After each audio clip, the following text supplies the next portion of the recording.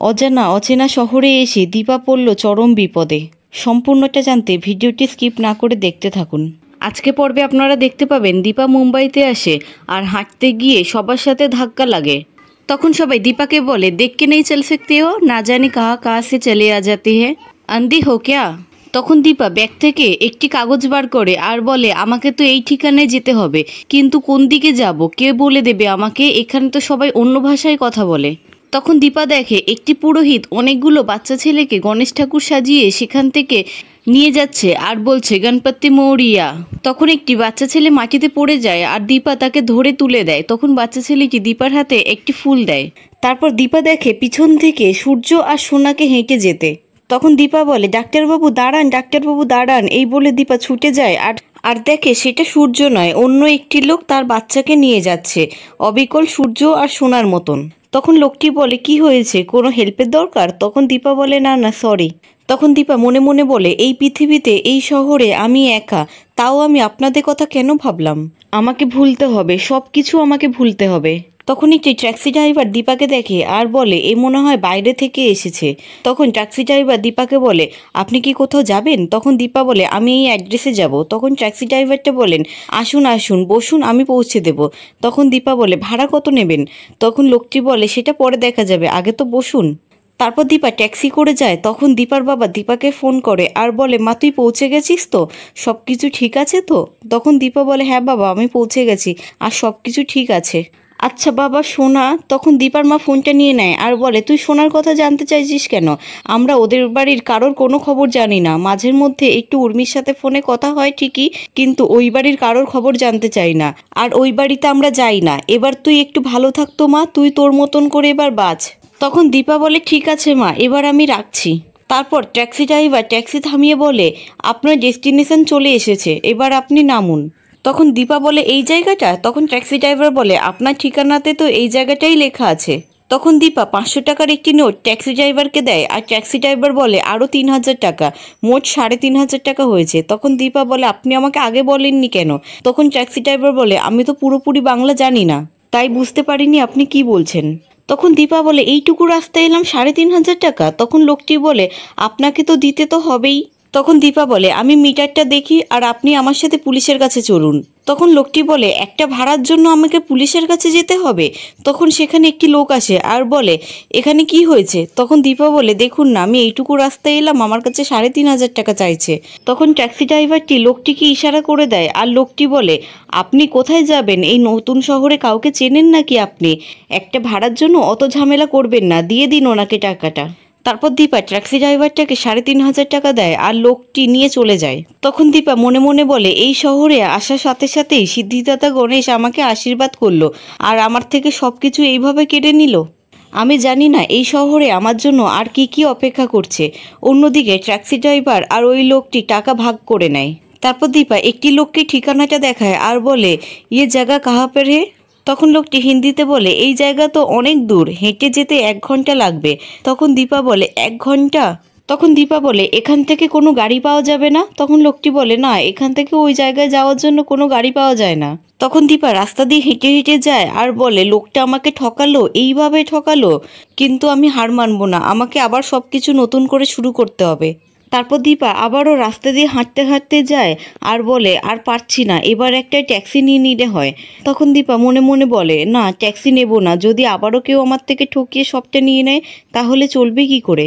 না না, ট্যাক্সি নেব না, বাকি রাস্তাটা আমি হেঁটেই চলে যাব। তারপর দীপা একটি বেঞ্চে গিয়ে বসে। তখনই সূর্য 2টো থামস আপ নিয়ে গাড়ির দিকে এগিয়ে আসে আর তখন সোনা ফোন করে আর বলে, বাবা তুমি কোথায় আছো, এত দেরি হচ্ছে কেন? তখন সূর্য বলে, আমি আসছি, তোমার বাবা তো একজন ডাক্তার, তোমার বাবার তো কাজ থাকে। তখন সোনা বলে, না, আমি কিচ্ছু জানি না, আমি 100 গুনবো, তার মধ্যে তুমি চলে আসবে। তখনই সূর্য পিছন থেকে দেখে বেঞ্চের মধ্যে দীপা বসে আছে। তখন সোনা বলে, কি হলো বাবা, তুমি চুপ করে গেলে কেন? তখন সূর্য বলে, সামনে একটি মহিলা মনে হয় অসুস্থ হয়ে গেছে। তখন সোনা বলে, ও তুমি আমার কথা শুনবে না তো? ঠিক আছে, তোমাকে আসতেই হবে না। তখন সূর্য বলে, মা ছোট ছোট বিষয় নিয়ে এত রাগ করে না মা। তখন সোনা বলে, বাবা তুমি ছাড়া আমার কে আছে? আমার রাগ দুঃখ অভিমান সব কিছুই তো তুমি, তোমার সাথেই তো আমি সব কিছু শেয়ার করি। তখন সূর্য বলে, আমারও তো তুমি ছাড়া আর কেউ নেই মা, দাঁড়াও আমি এক্ষুনি আসছি তোমার ফেভারিট মশলা কোল্ড ড্রিঙ্কস নিয়ে। তারপর সূর্য গাড়ি নিয়ে সেখান থেকে চলে যায়। অন্যদিকে রাত হয়ে যায় আর একটি অটোওয়ালা দীপাকে বলে, আপনি ঠিক আছে তো বেহেনজি? তখন দীপা বলে, হ্যাঁ আমি ঠিক আছি। তখন লোকটি বলে, আপনি কোথায় যাবেন বলুন, আমি আপনাকে ছেড়ে দিচ্ছি। তখন দীপা বলে, আমার কাছে তো বেশি টাকা নেই। তখন লোকটি বলে, ওসব কিছু লাগবে না, আপনি তো আমাদের গেস্ট আছেন আর আমার বাড়ি ওইদিকেই আছে, আমি আপনাকে ছেড়ে দেব। গণপতিজির কসম, কোনো অসুবিধা হবে না। তখন দীপা লোকটির অটোতে উঠে যায়। তারপর দীপা লোকটির অটো করে যায় আর বলে, একজন আমাকে ঠকিয়ে নিল আর একজন বোন বলে হাত বাড়িয়ে দিল। সত্যি এই পৃথিবীটা বড় অদ্ভুত। এই পৃথিবীতে অনেক ধরনেরই মানুষ আছে, ভালো খারাপ মিশিয়ে। তারপর লোকটি দীপার কাগজে লেখা অ্যাড্রেসের জায়গায় দীপাকে পৌঁছে দেয় আর দীপা সেখানে গিয়ে দেখে সেটা বন্ধ। তখন দীপা গেটের বাইরে থেকে ডাকতে থাকে আর একটি লোক এসে বলে, বেহেনজি এটা তো বন্ধ হয়ে গেছে। তখন দীপা বলে, বন্ধ হয়ে গেছে, কিন্তু কেউ তো ভিতরে থাকবে। তখন লোকটি বলে, বেহেনজি এটা বন্ধ হয়ে গেছে, ভিতরে এখন কেউ নেই। তখন দীপা বলে, এখানে আমার চাকরি হবে, এটা কখন খুলবে? তখন লোকটি বলে, এটা আর কোনোদিনও খুলবে না, এখান থেকে সবাই পালিয়ে গেছে, আপনার এখানে ভালো করে খোঁজখবর নিয়ে তারপরেই আসা উচিত ছিল। এই বলে লোকটি সেখান থেকে চলে যায়। তখন দীপা বলে, এবার আমি কি করব, কোথায় যাব এত রাতে আমি? এখানে তো তালা দেওয়া, আশেপাশে কোনো দোকানপাটও কোনো খোলা নেই, আমার তো খুব খিদেও পেয়েছে, আমার ব্যাগের মধ্যে তো একটা বিস্কুটের প্যাকেট আছে, সেটাই বরঞ্চ খাই। তখন দীপা বিস্কুটের প্যাকেটটা বার করে আর সামনে থেকে একটি বয়স্ক ভিখারি যায় আর বলে, আমি 3 দিন ধরে কিচ্ছু খাইনি, আমাকে কিছু খেতে দাও। তখন দীপা বলে, এই নিন, এই বিস্কুটটা খান, এটা আপনার জন্য। তখন একটি লোক সবটা দেখতে থাকে আর দীপা বলে, এবার আমি কি করব? ভগবান, তুমি কি আবার আমার পরীক্ষা নিচ্ছ? একটা কি আমি বাবাকে ফোন করব? না না, বাবাকে ফোন করাটা ঠিক হবে না, বাবা যদি জানে তাহলে চিন্তার আর শেষ থাকবে না। আমার কাছে টাকাও খুব কম আর ফোনে চার্জও শেষ হয়ে এসছে, কি করব এখন আমি কিচ্ছু বুঝতে পারছি না। তখন লোকটি সেখানে আসে আর বলে, বাঙালি মনে হচ্ছে, আপনি এত রাতে এখানে কি করছেন? এই জায়গাটা কিন্তু ভালো নয়, আপনি কি ঘর ভাড়া খুঁজছেন নাকি? তখন দীপা চুপ করে থাকে আর লোকটি বলে, আমাকে বিশ্বাস করতে পারেন, ওই সামনে গলি আছে, ওই গলির ভিতরে ঘর ভাড়া পাওয়া যায়, ওখানে যান, কিচ্ছু হবে না। এই বলে লোকটি সেখান থেকে চলে যায় আর দীপা বলে, যাবো একবার, যাওয়াটা কি ঠিক হবে? কিন্তু এত রাতে আমি কোথায় বা যাব, যাই গিয়ে দেখি। তারপর দীপা সেই রাস্তায় ঢুকে দেখে সেখানে রাস্তা শেষ আর বলে, আমি কি ভুল রাস্তায় চলে এলাম নাকি? এখানে তো রাস্তা শেষ। তখনই সেই লোকটি সেখানে আসে আর বলে, রাস্তা শেষ ম্যাডাম? তখন দীপা বলে, আপনি কি ঠিকানা দিয়েছেন? এখানে তো রাস্তা নেই, কোনো ঘর ভাড়াও নেই। তখন লোকটা আরেকটা লোককে সেখানে নিয়ে আসে আর বলে, এই ব্যাগটা আমাদেরকে দিয়ে দিন। তখন দীপা বলে, ব্যাগ দিয়ে দেবো মানে? এই ব্যাগটা আমার, আমি কিছুতেই ব্যাগ দেবো না।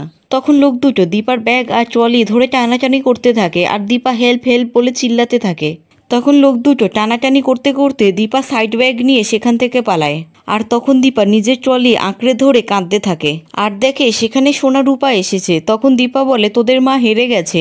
তখন রূপা বলে, আমাদের মা হারতে পারে না, কিছুতেই হারতে পারে না, তুমি তো আমাকে আর হিংসুকুটিকে শেখাতে মা, যখন ভগবান সব পথ বন্ধ করে দেয় তখন একটা নতুন পথ আবার খুলে দেয়, তুমিও সেই নতুন পথ দেখতে পাবে মা, ঠিক দেখতে পাবে, আমাদের মা কিছুতেই হারতে পারে না। তারপর দীপা দেখে সেখানে সোনা রূপা কেউ নেই। তখন দীপা সোনা রূপা বলে ডাকতে থাকে আর বলে, তোরা ঠিকই বলেছিস, তোদের মা হারবে না, কিছুতেই হারবে না, কিন্তু এত রাতে অন্ধকারে আমি কোথায় যাব? আমার ব্যাগটাও তো আর নেই, ব্যস্ত ছিলাম অন্ধকারে, বাইরে এলাম কেন আমি তো অন্ধকারে সবার আড়ালে খুব ভালোই ছিলাম, বাইরে এলেই আমার সাথে এরকমটা হয় কেন ঠাকুর? এই বলে দীপা কাঁদতে থাকে আর বলে, আমি বাইরে কেন এলাম বাইরে?